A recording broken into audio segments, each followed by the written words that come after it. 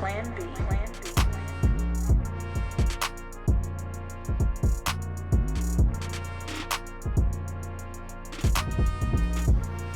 And the BIA Pod is back. Yeah. Woo! Wow. 38-14. 17-14 and a half. And then after halftime, Got skunked. 21-0 skunk. it. Get him out of here. Did you know that explosive play, the first explosive play of the half, the Carnell Tate, did you know that was a play that Ryan Day drew up at halftime? I did see that it was like they saw something and they like freestyled that train, which is it's crazy because I did see like when you watch replay you can see there's a big tight end who's like in that play too. Like why is he over there near Carnell Tate? But it makes sense. It was kind of like an impromptu play. So they hadn't practiced it, but that's kind of cool, man. That's exciting to see. And to me, the number one thing it shows is that first of all, Ryan's in his bag. Who was in his bag? In his bag. And then it also shows that it just to me shows that Ryan Day is like a little looser. You know, that's good. I'm just like whether or not he drew up the play or offensive coordinator drew up the play, it just is nice that they're willing to like try some stuff out on the fly. That shows they're not tight. That shows they're not like overly concerned with, you know, what the vision was going into the game. And that's what we need for Michigan. We need them to like, if Michigan game plan ain't working, we need them to be like at halftime, like, hey, let's try this. Not, well, we said we were going to run the ball in the middle, so we're going to keep running the ball in the middle. So I'm happy to see that. Well, in the press conference on Tuesday, Ryan Day's coaching press conference of the week, he mentioned that, you know, that now whether he said they or he, I don't remember. I don't remember which pronoun he used. But he said that basically that the play was drawn up at halftime and that Brian called the play.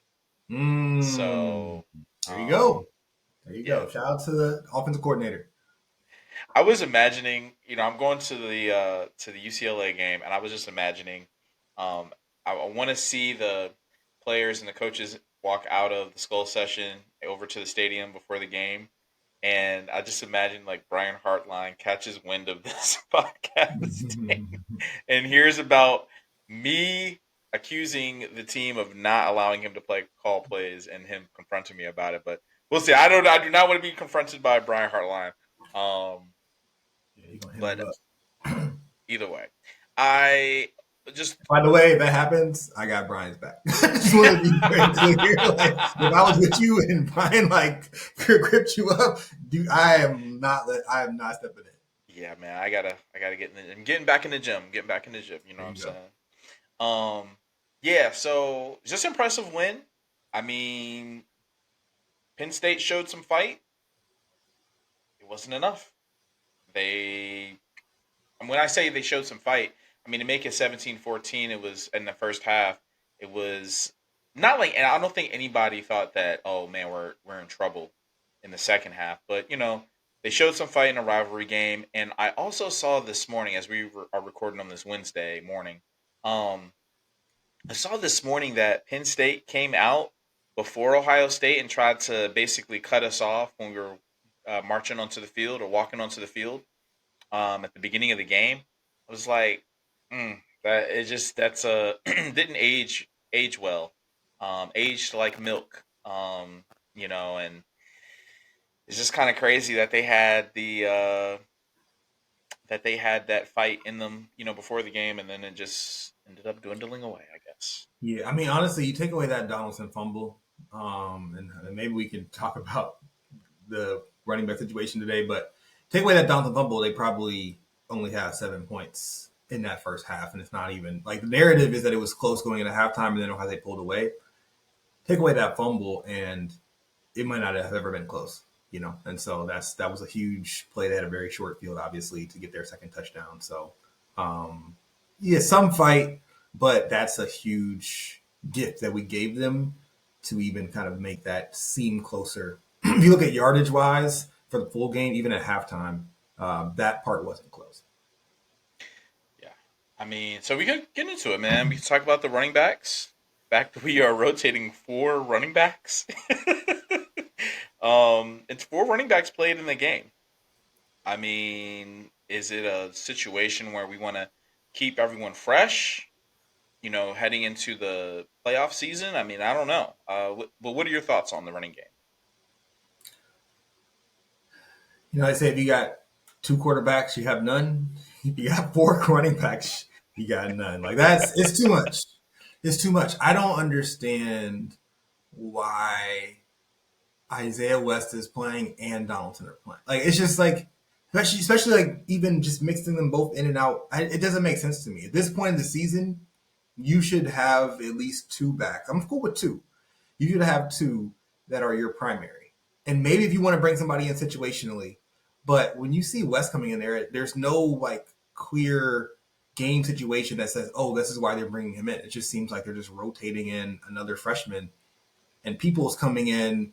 To me, he does seem situationally more like a backfield threat to catch the ball. Like he's usually more swinging out on the outside, which is fine. But I don't like the fact that they're all rotating in because I'm not seeing. I mean, last year we had 2 great backs, and there was even people who felt like my dad, number one, felt like let them stay, get in there, stay in there. You can't get momentum, and it's like now there's 4. I don't see how that's good for any of them.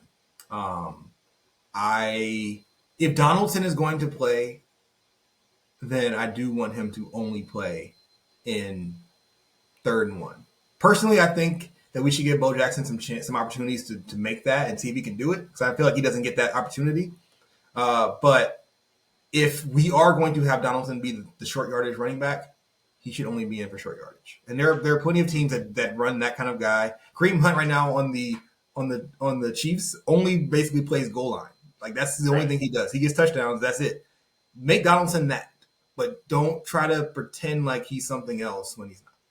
Yeah, I thought it was really interesting that they ran it, even where he ended up fumbling the ball right before the first half was over. I thought it was interesting that Donaldson was the one that was running it, and it wasn't a short yardage situation.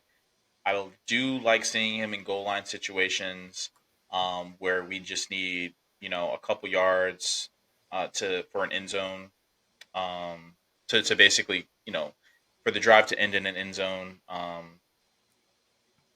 conversion.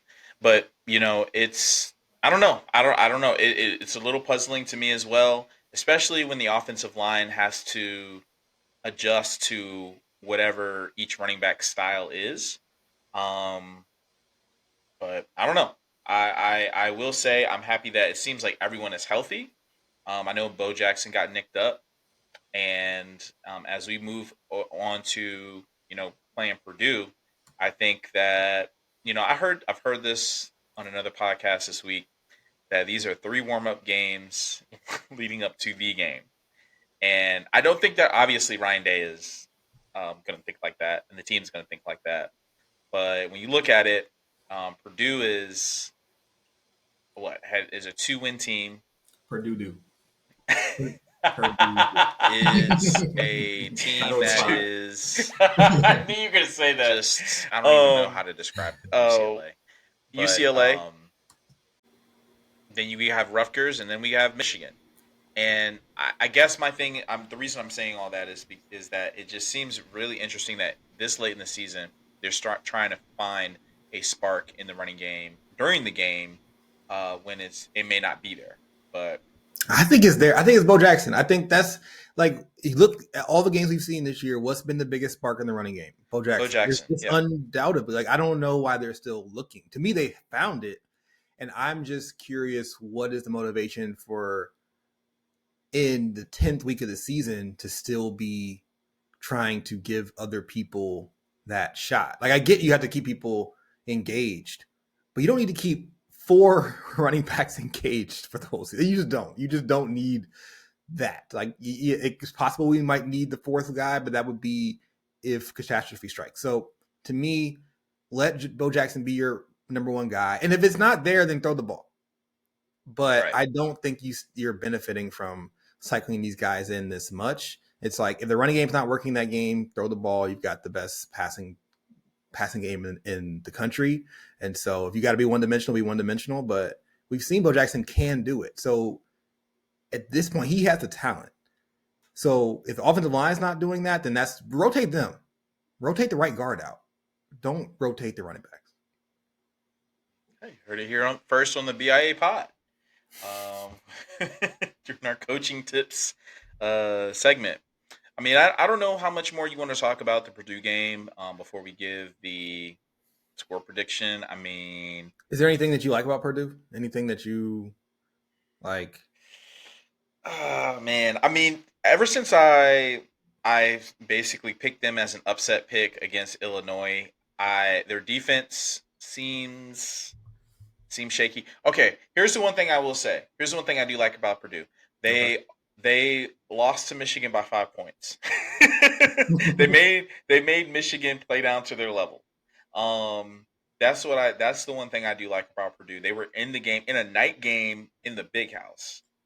I don't know if that speaks more about Michigan or if that speaks more about Purdue. I was watching that game sparingly, during that window. But that's the one thing I like about Purdue. How about you? Nothing really. I'm looking at I was just taking another look at their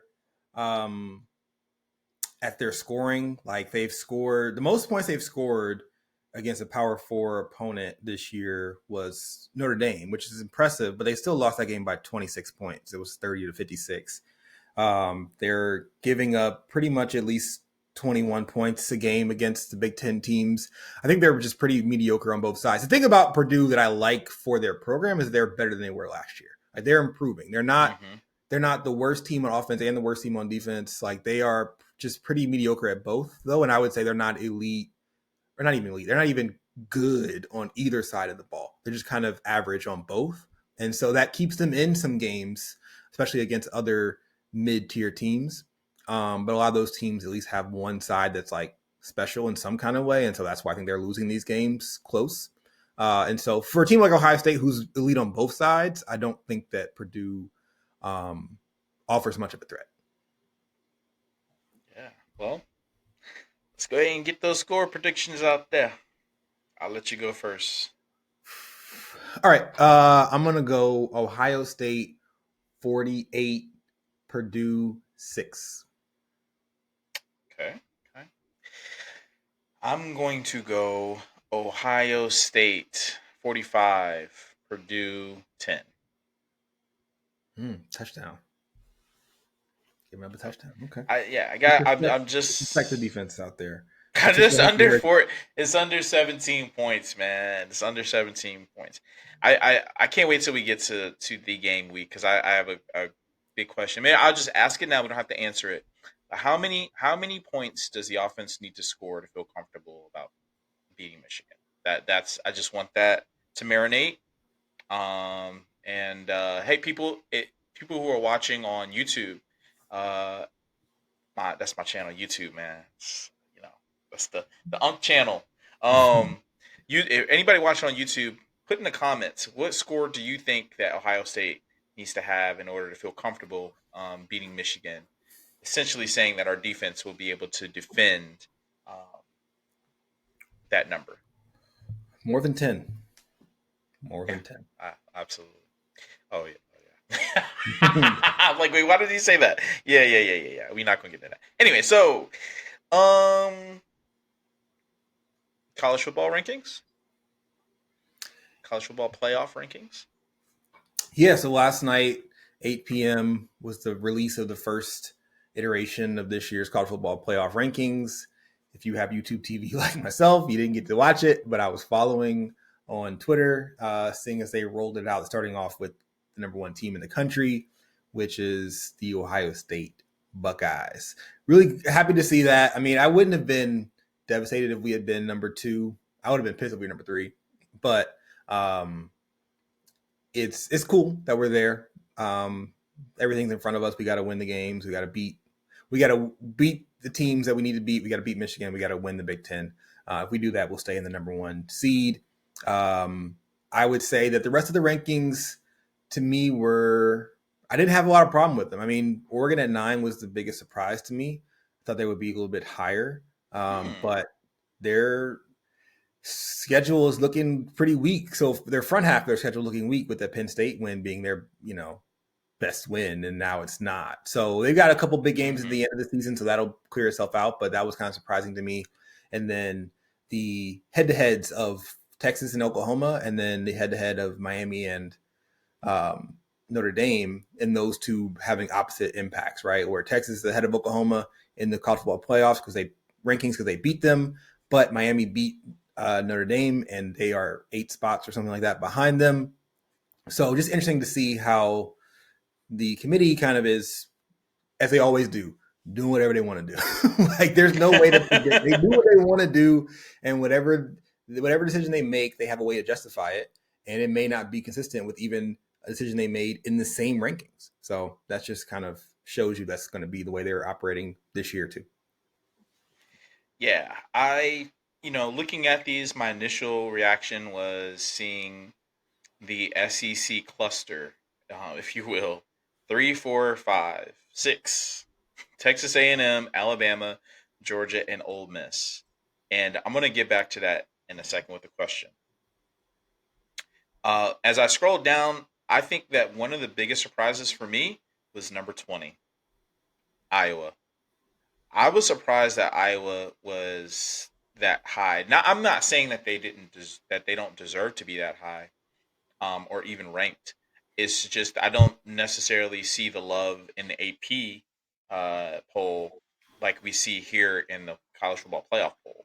And so now you have this weekend coming. You have Oregon, number 9 Oregon traveling to number 20 Iowa, and that's a big game. I mean, it was already a big game whether Iowa had a number by its name or not, because it's going to be tough to win in Iowa City. But seeing them at number 20 was surprising to me. Yeah, I mean the AP has not shown them love. The AP has not shown like teams like Washington love either throughout most of the season. So the committee is giving some love to that second tier of the Big Ten that the AP wasn't willing to give. And yeah, that game at Iowa. I mean, if Oregon wins that game, it definitely helps them have another quality win. And maybe that helps them jump back up above those two Big 12 teams that are in front of them, BYU and Texas Tech. But yeah, it'll be I mean, we'll see if either of us picks that game later. But that game has about at a touchdown spread in favor of Oregon on the road. Mm-hmm. So that says it should be a close game. I'm not sure what time it is. Is that a night game? 3:30. Oh, damn. See, it would have been better if it was a night game. Would have had more hope for the Hawkeyes there. But yeah, it's definitely going to be a big one. It's going to have a big impact. If Iowa wins that game, I was now on the path to making the college football playoff, like in one game. And so, yeah. Yeah, I know that at the end of the season they play Nebraska, and Dylan Raiola is out for the season, so it's going to be interesting to see how Nebraska does for the rest of the season. But yeah, Yeah, we're not I'm with you. watching the Cornhuskers. Rest of their season's over. I'm checked out for the Cornhuskers, but Iowa also plays USC, and so USC. There's some teams. Mm, There's some teams that have like some big games between Oregon, USC, Washington, Iowa. These teams that are at the back half of the rankings, a lot of them play each other, and so we'll see how many people survive. Like you're the Big Ten, you kind of hope one team runs the table in that group so that they have, for sure that third team in there and try to hopefully get a fourth. I just one other takeaway, that the Big 12 is that's your league. They are showing them some love, man. It is, the SEC, Big 10, and then it's the Big 12, and then the ACC is just kind of like just off to the side. They're it looks like they're going to only get one team in as of right now, right? Um, and a lot of this stuff is going to take care of itself. BYU plays Texas Tech this week. It'll be interesting to see what the result of that is. Texas Tech is favored in that game. That is a home game for Texas Tech. Um, So yeah, that was an interesting take, just looking at these initial rankings as well. Yeah, I mean, I would say it's not SEC Big Ten. It's SEC then Big Ten. Like Yeah, I SEC didn't is want to. I didn't still. want to do that. I didn't want to do that on our pod. But hey, you got it, man. You got Yeah, it. I mean, You're I'm not right. talking You're about right. my personal views, but it's important Hmm. to still know that even though we've got Big Ten has the number 1 and 2 team, so that's like feels really good. The SEC is still pretty dominant in this poll, right? They still have got, I think, 8 or 9 teams in this poll of our SEC teams. And so even the 1-3 loss team on this poll is a SEC team. And so, yeah, it's just important to remember that, like, that's going to play a factor when it comes down to if some of these teams are on the border. That SEC thing will matter. Right now, it doesn't matter so much. The Big Ten teams at the top are kind of clearly in: Ohio State, Indiana, and Oregon. And the other teams are clearly out. But depending on how that shakes up, if you have a team that ends up on that border around like between 15 and 10, then I think the SEC teams are going to get the benefit of the doubt. So, if you're Oregon, you don't slip up. Don't take another Right. loss, because taking another loss, that being 10-2, I don't know. I can see a lot of 10-2 SEC teams getting in over Oregon. All right. So here's two things I want to ask. All right. Look like Anyways, we're not here. Dude. Cash money. Yeah, Birdman. So let's say, not let's say, I want to talk about something that was said on the selection committee show last night on the ESPN Okay. broadcast. Booger McFarland was asking who has Ohio State played, and I think that conversation came up of, well, what's the best win? And I believe he said that Texas A&M has the best win by going to Notre Dame and beating Notre Dame. What? Why are you making that face? I don't know. I disagree with that, but okay. Okay, so this is the question: who has the best win? Then the reason I ask this is because before every big game, right before week one, we were the biggest week one game ever. Now looking back at that game, Texas is a 2-loss team, obviously because they lost to us and they also lost to Florida. But we beat them 14-7 at home. Mind you, we're not the same team we were week one. Texas is not the same team they were week one, but it was still a win for us. At that time, they were the number 1 team in the country. And depending on what poll you looked at, we were number 2 or 3. To me, the best win, in my opinion, is Alabama beating Georgia at home. That's the best win to me. What's the best win to you? Indiana beating Oregon at Oregon. Okay. That's a good one too. That's a good one as well. I can't argue that. Yeah, I think to me that's the best win. That's a very tough place to play against a team that's still very talented and people expected to be competing for the Big Ten championship, and Indiana went in there and handled them, and even gave up pick 6 and still won comfortably. So I think that's the best win. I also kind of still would say I would have Oregon and Georgia are very comparable teams to me in terms of their skills. So I think those are close wins, but I think just like going into Oregon, making that travel, that's tough. You're not having a big Indiana fan base traveling to Oregon for a game, so it's Yeah, like that's a good point. that's A great a point. tough environment to play in. I'm sure that Bama, had more fans in Georgia than Indiana did in Autzen. Yeah, I look at the fact that Georgia was a hostile crowd. They had a win. I believe at that time, the longest home winning streak in the country, and Alabama went in there, with question marks after, you know, I, I don't necessarily think at that moment in time they definitely had answered some questions in that game, but everybody was looking at the fact that they did lose to Florida State in week one, and so it's like, dang, like what are we going to get from Bama? and they ended up going to that game and winning. Now the second half wasn't impressive, but they ended up holding their lead. So, um, I think just also based on these rankings, how the committee is respecting Georgia to the point, even though Georgia has been getting away with some games. They've been coming back in some games. The Ole Miss game this past week with Florida. It's just been interesting to see how they've been playing, and um, so yeah. Here's the other question I have for you. Moving forward, and I know the end. This is not necessarily a dumb question, but I'm really interested to hear your It might take be. on We'll see. it. Texas, Uh-huh. right? They play Georgia. They play Texas A&M at the end of the year. And they play Arkansas in between those two. All right. They're on an off week this week? They're on a bye, yeah, now. Okay. So those are their last 3 games. Are you rooting for Texas to win all 3 of those games? Are we as Ohio State fans rooting for Texas to basically win out? No. Ohio State doesn't have to root for Texas at all. It doesn't matter. We're the number 1 seed.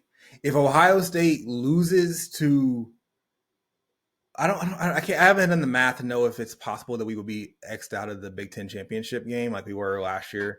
Like I don't know I don't think that's possible, but last year I didn't think so either. So it's like if Ohio State is going to make it to the Big Ten championship, no matter what happens, then no, it doesn't matter. The only reason you need to root for Texas is if we take a loss and don't play for the championship game, and then now we're trying to have a higher seed, and we want a home field advantage, right, for our thing, and we need to make sure that we have this quality win. So if not, it doesn't matter. Texas could lose the rest of their games. They could lose all 3.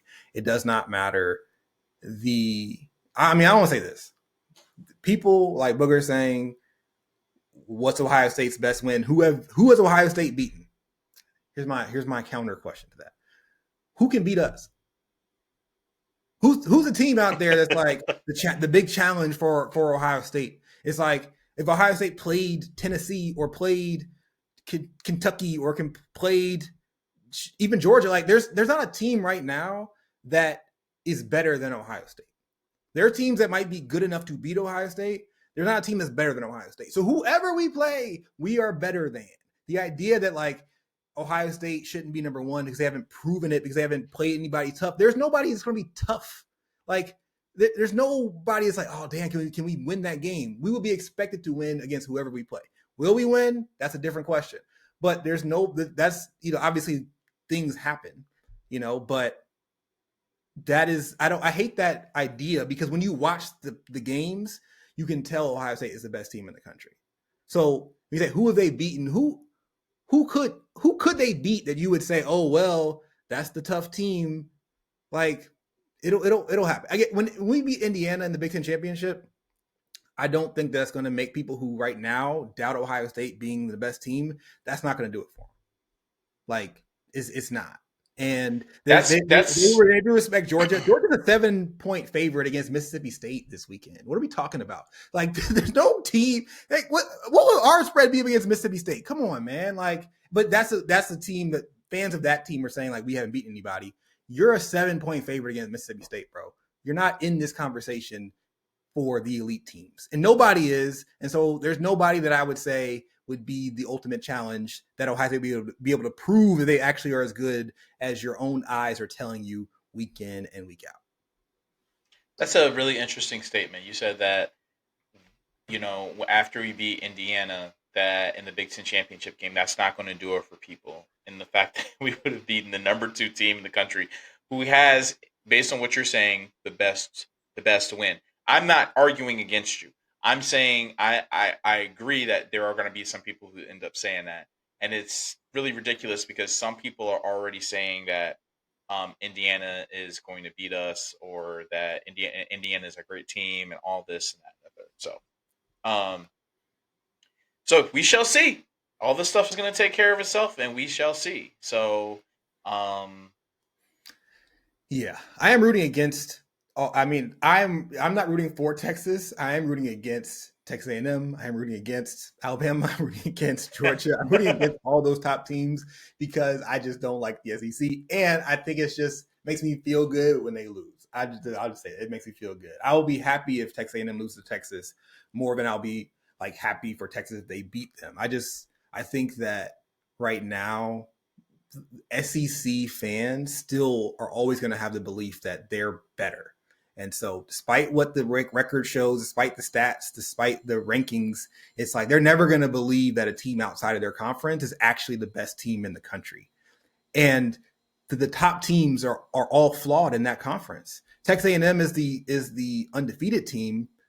So that's why I'm saying I hope they lose. And it kind of just takes a little bit away from this, like, this narrative that people are looking for to try to downplay Ohio State. If you don't think we're the best team, you don't have another team that you can say is clearly better. That's the problem this year. There's not another team that you can say that should be there unless you're picking Indiana. And if you're doing that, you're just trying to be different, bro. Like, let's be honest. You don't really think that they're you don't think that. You might think that they deserve it, but you don't think they're better. Yeah, well, we'll see, man. You'll see. Phil had a lot to get off his chest. Not bad, man. I've been waiting. No, you're good. You're good. I've been in the comments on TikTok, on our TikTok, people saying who's Ohio State beaten. It's just like there's nobody to beat. Yeah. Well, coming off of that conversation, we'll head into our Pick 6 segment. See for the BIA's best bets of the week. That is coming up here next.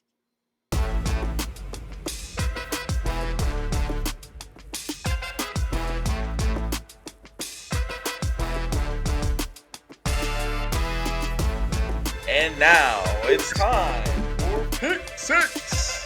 The BIA Pod's best bets of the week. 2 locks, 2 toss-ups, and 2 upsets. We are going to basically review last week. Last week was week 10. So, in week 10, the BIA Pod went 4 for 6. That's great. We both hit our lock, we both hit our toss-up, and our upset fell short. So last week's score was 8-10. This week's score is 12-10, with Phil leading us. Still a 2-point game. Still a 2-point game. Two's a lot. I will say the only thing I want to mention for my week 10 game, got real lucky with Minnesota beating Michigan State. I was confused. I did think that was an upset game. I was feeling good in the middle. Oh, yeah. Yeah, he texted me to gloat that he won his upset. And I'm like, bro, what are you talking about? Yeah. But the upset wasn't close. Not even a little bit. But got very lucky because Minnesota was called for a pass interference penalty in overtime. But then the refs, after 5 minutes of talking to Minnesota sideline, took that pass interference away.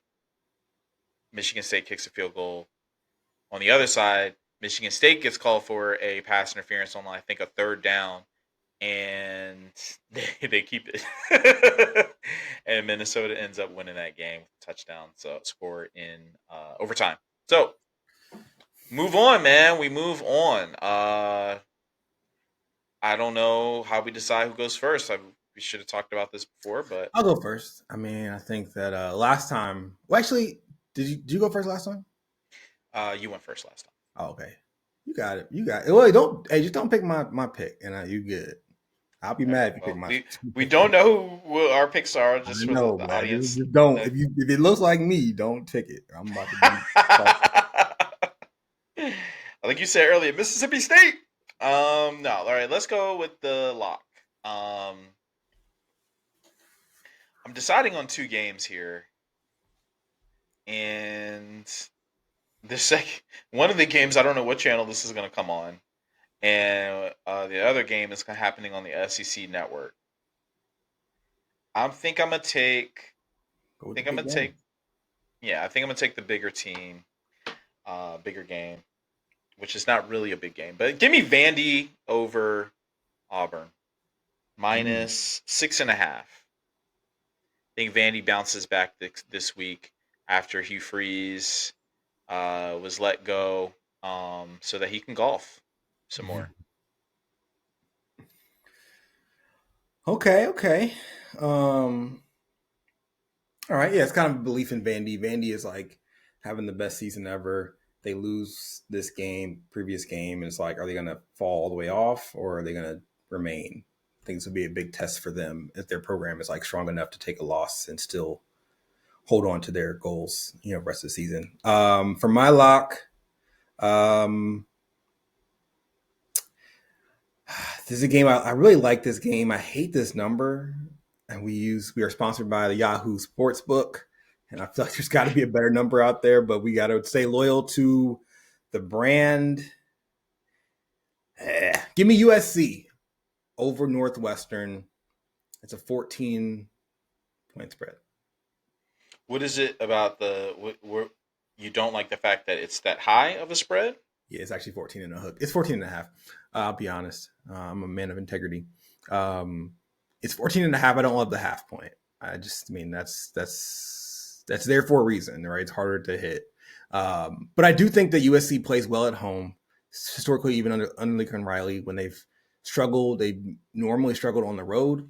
They're better on the West Coast, better at home. Northwestern is a team that is 5-3, but it's kind of a fraudulent 5-3. They haven't played that well against Power 4 opponents, with the exception of UCLA. And so, to me, I think they're very gettable. I think USC will win comfortably. And so, my only hesitation is that half point, meaning they touched 2 touchdowns and a field goal. But I think they'll win comfortably. Okay. Interesting. All righty. I'm gonna go for I'm staying away from the Big 12 all week. So no Big 12. Really? I know I'm in Big 12 Phil, but I'm starting off with a Big 10 team, and I'm going next to the toss-up. And for my toss-up, I'm gonna go to the Atlantic Coast Conference.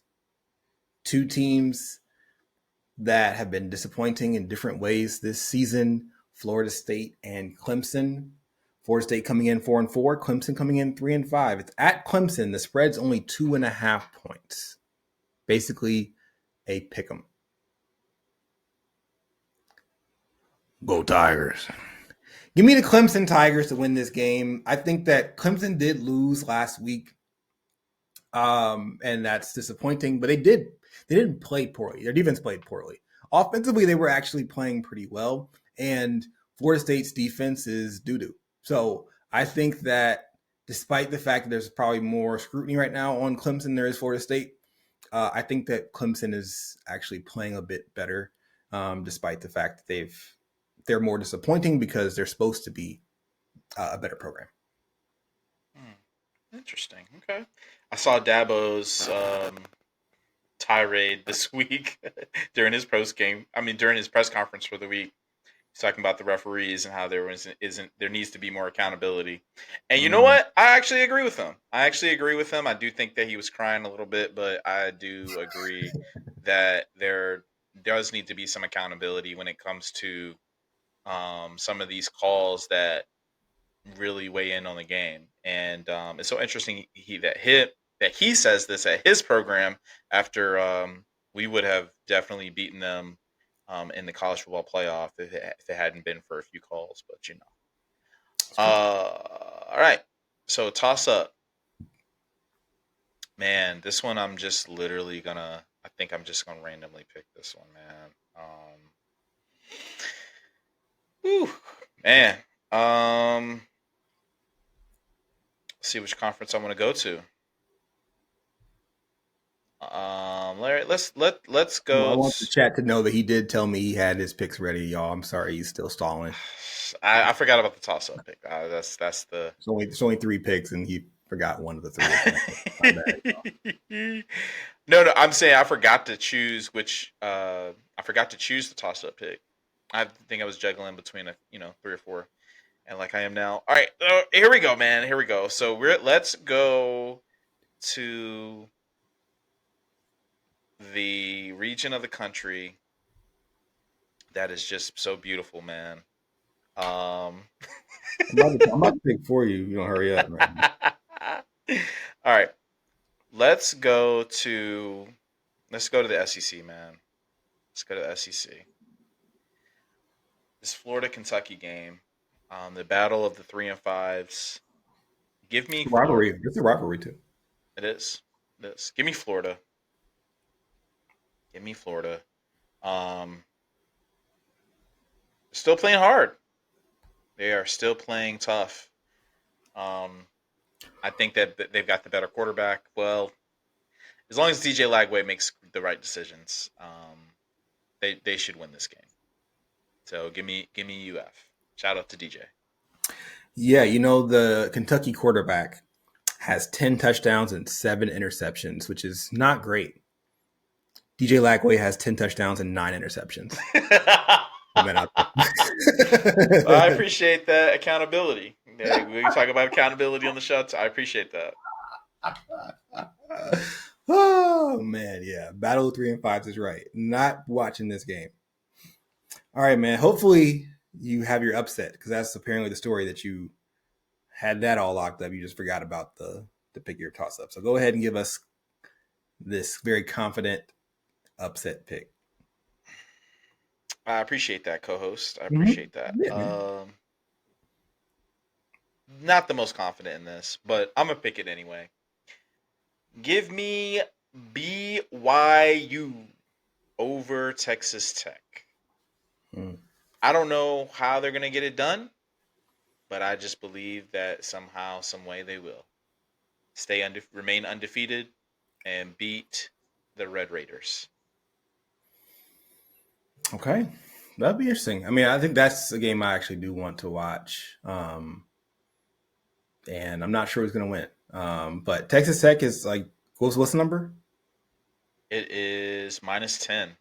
Yeah, 10 is pretty surprising for an undefeated team. Yeah.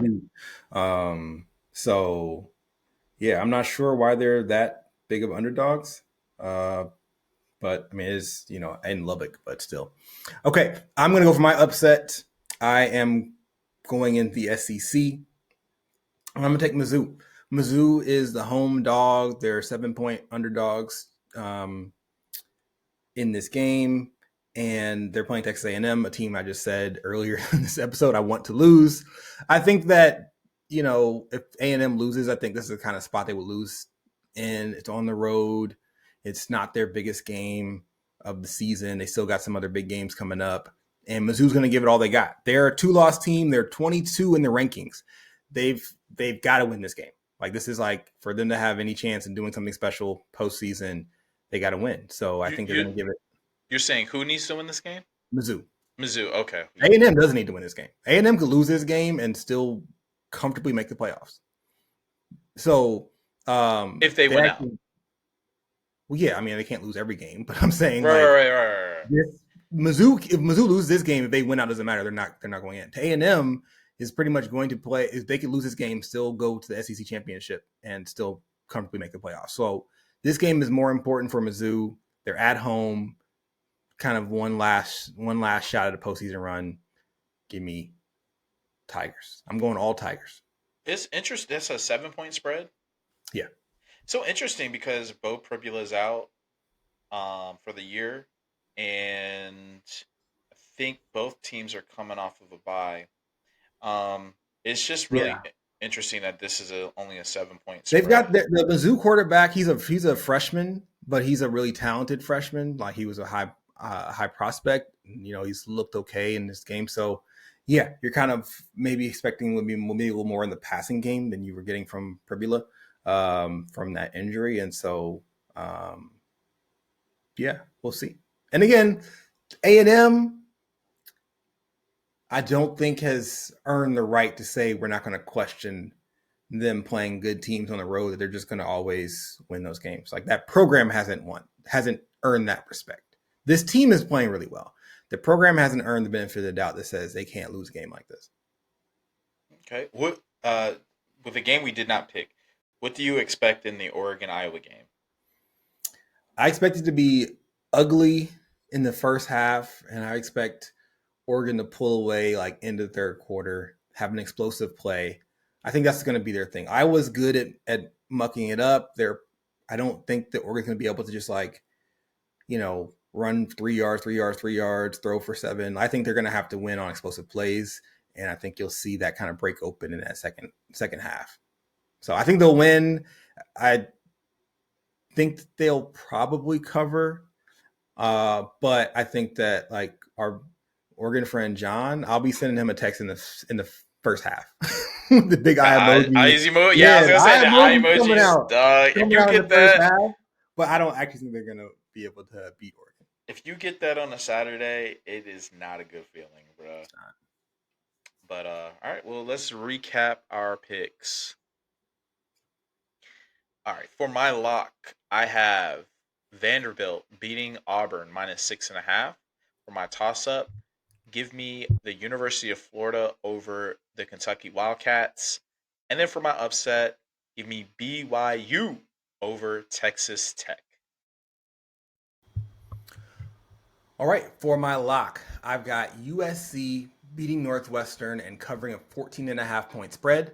For my toss-up, I've got Clemson beating FSU. And my upset, give me Mizzou 7-point underdogs at home to beat Texas A&M. Right.